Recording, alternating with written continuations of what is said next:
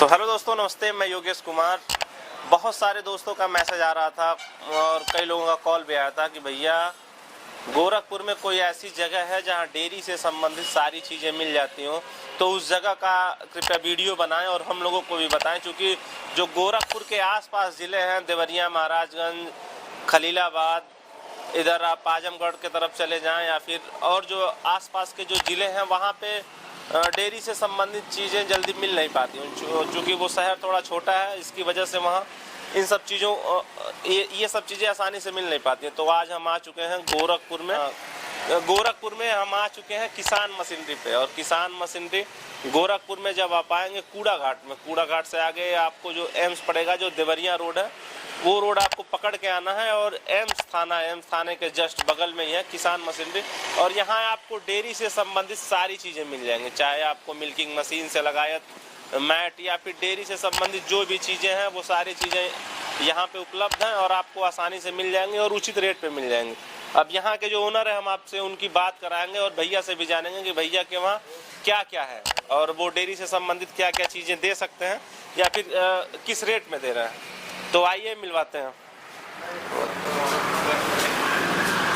तो दोस्तों, हम आ चुके हैं जो इस कंपनी के प्रोप्राइटर हैं, जो ओनर है, उनके पास, और उनसे ही जानेंगे कि उनके पास डेयरी से संबंधित क्या क्या चीज़ें हैं और किस रेट में देते हैं और कैसे देते हैं। तो सर, आपका बहुत बहुत स्वागत है हमारे चैनल देसी बिजनेस आइडिया। तो सर आपके पास कौन कौन सी चीज़ें हैं डेयरी से संबंधित जो आप यहाँ पे सेल करते हैं? देखिए, डेयरी से रिलेटेड हमारे पास सभी सामान मिल जाएगा, जिसको जो चाहिए मिल सकता है। जैसे अभी यहाँ पे आप देख सकते हैं कि मिल्किंग मशीन है, खोया मशीन मिल जाएगा, और कैन जिस तरह का चाहिए प्लास्टिक का कैन मिल जाएगा, 10 लीटर से लेकर और 40 लीटर तक कैन मिल जाएगा। और उसके अलावा पनीर दबाने के लिए प्रेसिंग मशीन होता है, वो मिल जाएगा। दूध मक्खन निकालने के लिए मशीन मिल जाएगा, दही जमाने के लिए मशीन मिल जाएगा। सभी मशीनें मिल जाएंगी, लेकिन कुछ मशीन जिसे होता है ऑर्डर पे मंगवाया जाता है, बाकी और मशीनें अवेलेबल है यहाँ पे। इसके अलावा डेयरी के लिए अगर गाय के लिए गद्दे चाहिए, काऊ मैट होता है, वो मिल जाएगा। तो इस तरह से डेयरी से रिलेटेड हर आइटम मिल जाएगा। कुछ चीज़ें ऑर्डर पे मंगवाया जाता है और कुछ चीज़ें अवेलेबल हैं। जैसे कि सर, मेरे चैनल पे बहुत से लोग मैसेज करते हैं, फ़ोन करते हैं कि भैया हमें अगर उचित रेट में डेयरी से संबंधित चीज़ें चाहिए तो वो कहाँ पे मिलेंगी। तो वो चीज़ आपको भैया के वहाँ मिल जाएगी, क्योंकि भैया का ये जो शॉप है लगभग कितना साल पुराना होगा? ये 5 साल पुराना है। 5 साल, तकरीबन 5 साल से भैया का ये शॉप है। और भैया का जो शॉप है यहाँ कूड़ा घाट के पास जब आप आएंगे, देवरिया रोड पे एम्स थाना है, एम्स थाने के बगल में ये किसान मशीनरी। और इस किसान मशीनरी पे आपको डेयरी से संबंधित सारी चीज़ें मिल जाती हैं और उचित रेट में मिल जाती हैं। आज हम आपको दिखाएंगे भी कि जो मिल्किंग मशीन है, बहुत लोगों का सवाल होता है कि भैया मिल्किंग मशीन कैसे काम करती है या फिर किस क्वालिटी की, यहाँ सही क्वालिटी की मिलेगी नहीं मिलेगी, बहुत लोगों को भरोसा नहीं होता है।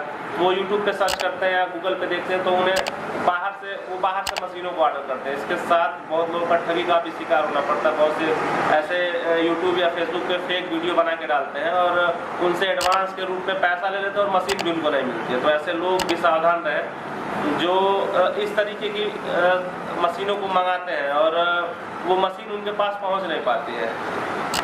तो सर, आप बताएंगे कि कैसे आपकी मिल्किंग मशीन काम करती है? थोड़ा आप उसको ऑपरेट करके बता दें। ये मिल्किंग मशीन का मैं ऑपरेशन दिखा रहा हूँ आपको। आ जाइए।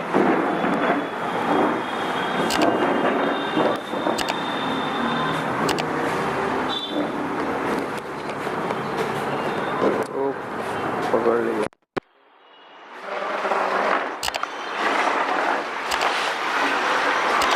तो ये मिल्किंग मशीन है, आप देख सकते हैं। और मिल्किंग मशीन कैसे काम करती है सर, आज हमको ये बताएंगे कि ये मिल्किंग मशीन कैसे काम करते हैं। देखिए, अभी पावर ऑन कर दिया गया है जी। अभी आपने यहाँ से पावर ऑन हो गया है जी। और ये इसका मोटर है जाता है जी। ये चारों थन में लग जाएगा जी। और जैसे आपको दिखा रहा हूँ, थन में लगाने के लिए इसे ऊपर करना पड़ेगा। ऊपर करके, मतलब अगर गाय है और गाय का थन ऐसे नीचे आया है तो इसको आप नीचे से कर देंगे। हाँ जी जी। और यहाँ से ये नॉब है, इसको लॉक कर दिया जाएगा और यहाँ प्रेशर चेक करेंगे। ये कम से कम 400 पे होना चाहिए। ये प्रेशर जो है ये तकरीबन 400 पे होना चाहिए, जी। इससे ज्यादा या कम नहीं होना चाहिए। नहीं होना चाहिए। अगर इससे ज्यादा होता तो गाय के लिए नुकसानदायक होगा। बहुत से लोगों को डर होता है कि ये गाय के थन से खून निकाल देता है, हाँ। तो इसकी वजह यही होता है, ये प्रेशर जो होता है। प्रेशर ये एक्चुअल में इससे निकलता है, खून आने का डर नहीं रहता क्योंकि ये वैक्यूम सिस्टम है इसमें। और जो पिस्टन सिस्टम होता है मिल्किंग मशीन, उसमें आने का डर रहता है, ब्लड आने का। इसमें डर नहीं रहता है। इसमें जो गाय है या भैंस जो भी है वो सेफ रहेगी, उसके जो थन वगैरह है उसको कोई नुकसान नहीं होगा। और ऐसे ये कर देंगे, नीचे की तरफ करने से ये लॉक हो जाता है और फिर यहाँ से ये नॉब को अनलॉक करेंगे।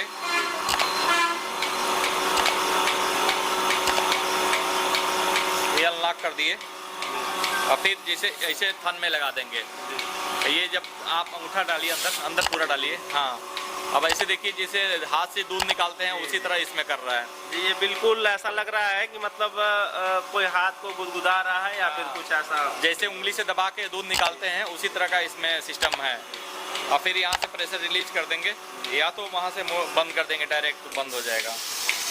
ये मतलब अगर मिल्किंग पूरी हो गई है, हाँ, तो आप वहाँ से बंद कर सकते हैं। इसमें ये भी होता है किसी एक थन खराब है, एक थन मतलब गाय का खराब है या थनैली हो गया है, तो 3 का भी हम निकाल सकते हैं, 2 का भी निकाल सकते हैं। बछड़े के लिए 1 छोड़ना है तो उसको भी छोड़ सकते हैं। मतलब उसके लिए आपको ऐसे हाँ, एक मोड़ के रख देंगे तो ये लॉक हो जाता है और इसमें प्रेशर नहीं जाता है। बस 3 का या 2 का उतना निकाल सकते हैं। और इसके साथ भी अगर कोई, बहुत लोग कहते हैं कि भैया इसके साथ भी अगर कोई एक आक मशीन और इसमें जोड़ना चाहे, हाँ जोड़ सकते हैं। तो ये जॉइंट है, जॉइंट से ही एक दूसरा सिस्टम, ये पूरा बकेट सिस्टम लग जाता है।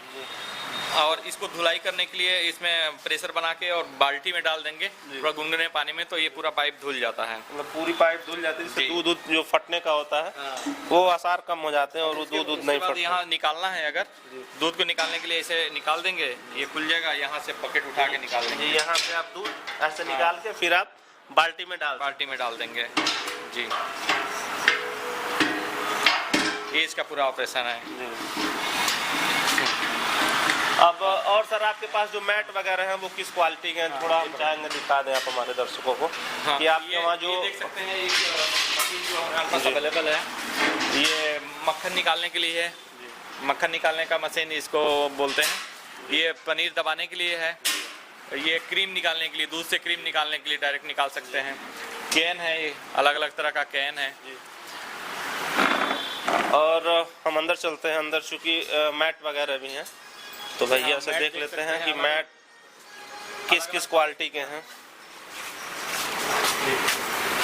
मैट देखिए, ये हरियाणा शक्ति का मैट है, भारत इंटरनेशनल का मैट है। ये 2000 से लेके और 3000 तक मैट है हमारे पास जी। एक मैट की लंबाई क्या होगी, इसकी चौड़ाई क्या होगी? लंबाई 4.5 बाई 5 का, 4.5 बाई 7.5 का भी आता है, 5 बाई 8 का भी आता है जी। तो एक मैट एक जानवरों के लिए ही, एक जानवरों के लिए ही होता है। तो अगर हम बात करें इसकी क्वालिटी की, तो ये मतलब कितने दिन चल सकता है मैट अगर इसको लेके जाएं? मतलब 2 साल से लेके और 5-6 साल तक इसका लाइफ होता है। मतलब 2 साल से 5-6 साल तक, मतलब जिस क्वालिटी का आप लेंगे उस क्वालिटी का मैट आपको मिलेगा।